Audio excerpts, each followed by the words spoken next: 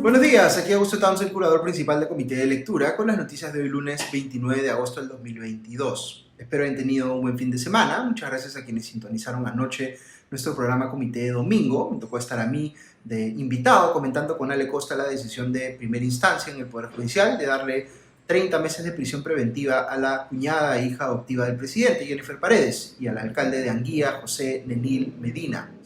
Es extraño que estén anunciando fallos judiciales y sobre todo de casos tan relevantes como este un domingo por la tarde, como ocurrió ayer. De hecho, ya había ocasionado bastante especulación el hecho de que el juez de primera instancia, Johnny Gómez, haya alargado tanto el anuncio de su fallo, que bien podría haberse realizado pues entre semana. Algunos pensaban que estaba siendo presionado quizá para darle o para no darle prisión preventiva a Jennifer Paredes, y otros creían más bien lo contrario. Pero lo cierto es que apenas empezó a leer el juez los considerandos de su sentencia, ya quedaba pues más o menos claro que iba a ser un fallo desfavorable para la cuñada del presidente. Finalmente le dieron 30 meses de prisión preventiva, no los 36 que había pedido la Fiscalía,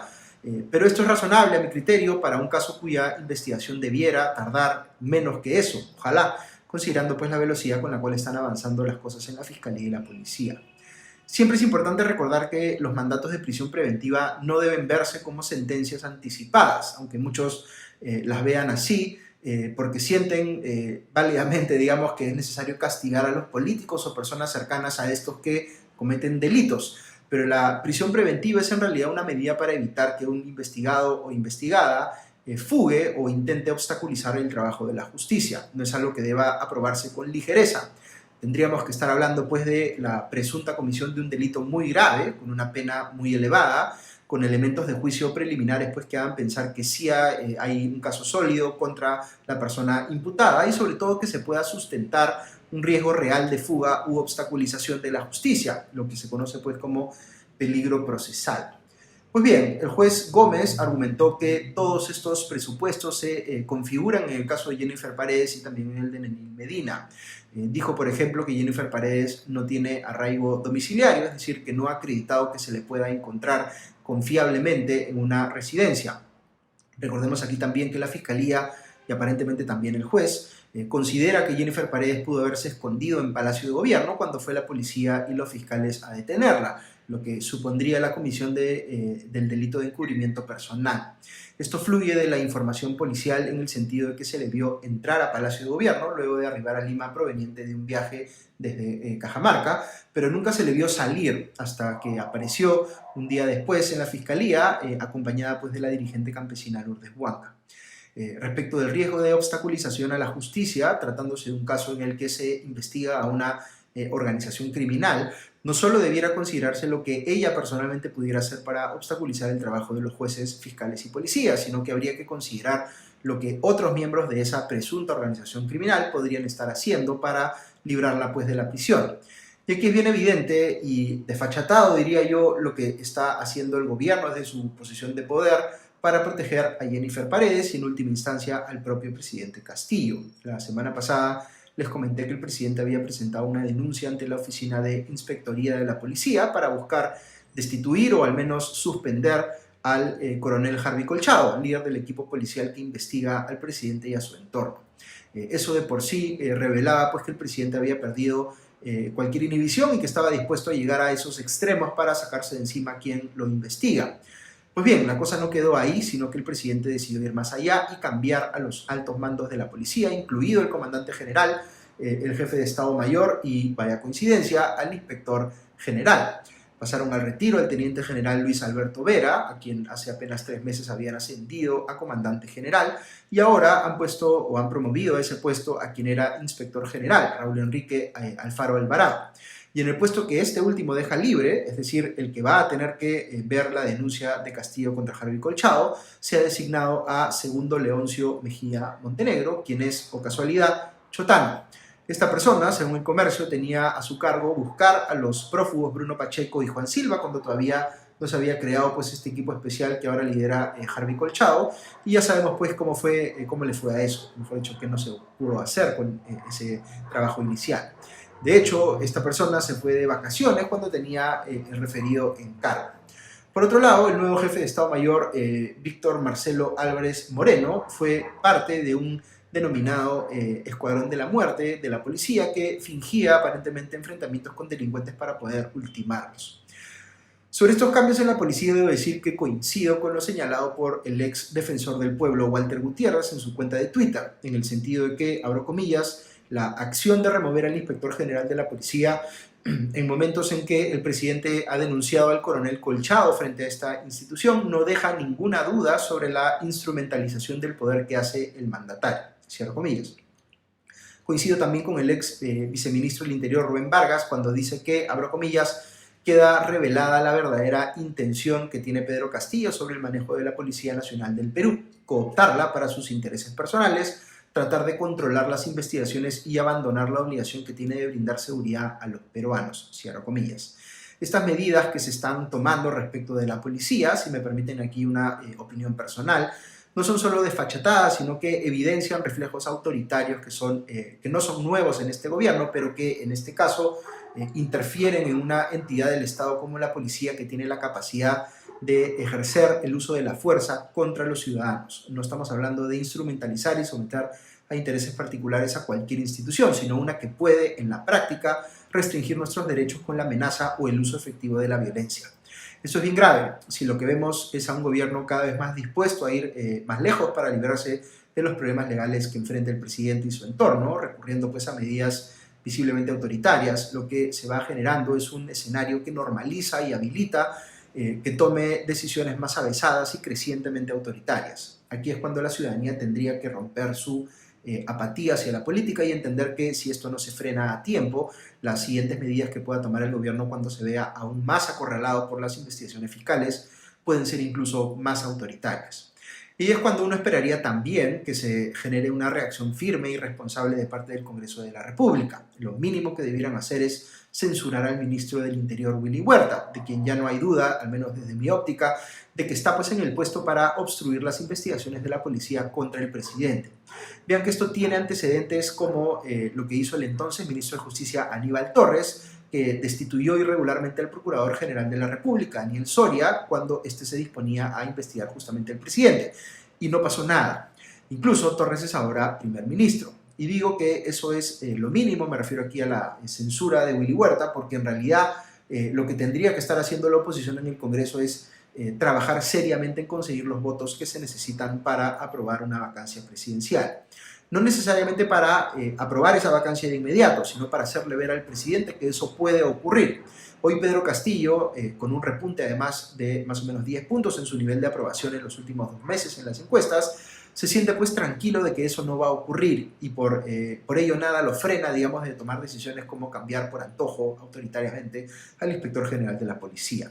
Por la forma como se están moviendo las encuestas, mi impresión personal es que la salida menos traumática a la crisis política que hoy tenemos es conseguir esos 87 votos, pero digamos, usarlos como palanca para precipitar en realidad una sucesión constitucional en favor de Dina Boluarte y al mismo tiempo, con esos mismos 87 votos, permitir pues que haya una reforma a la Constitución que habilite la convocatoria de elecciones generales anticipadas. Pues eso no es posible, digamos, con el régimen legal actual.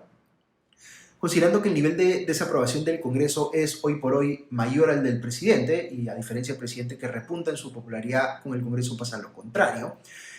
no veo políticamente viable un escenario en el que se vaque al presidente y que el titular o la titular del Congreso en ese momento asuma la sucesión constitucional para convertirse en presidente de la República, permaneciendo ese mismo Congreso hasta el final del periodo en el 2026. Eso es sencillamente inviable en términos políticos y yo creo que probablemente desencadenaría protestas, quizá no tan masivas como las que se vieron contra Manuel Merino, pero sí lo suficiente como para que en lugar de sacarnos de la crisis política la profundicen aún más. El otro elemento que es clave en esta discusión, ya se los he comentado anteriormente en el podcast, pero vale la pena insistir en ello, es que lo que se necesita para viabilizar este escenario de elecciones adelantadas es desprendimiento de parte de los líderes políticos actuales. Si la ciudadanía percibe que la propuesta de adelanto de elecciones en realidad maquilla un interés de parte de los políticos que podrían ser candidatos en esas elecciones adelantadas, desde Keiko Fujimori y César Acuña hasta Francisco Sagasti,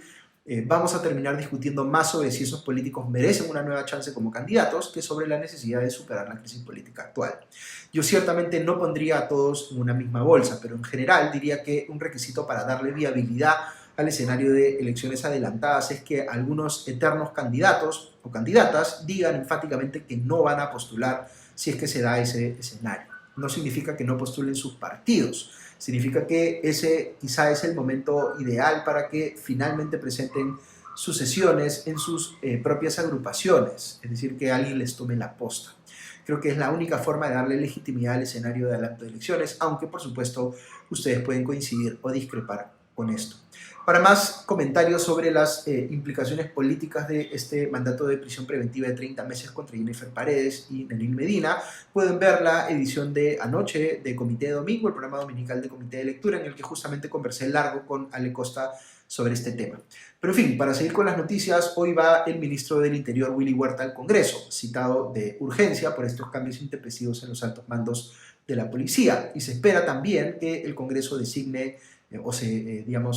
manifieste rápidamente para ver el caso del ministro de Transportes y ex ministro de Vivienda, Gainer Alvarado, que con todo lo que hemos conocido en los últimos días sobre los arreglos en su ex ministerio para favorecer al grupo de empresarios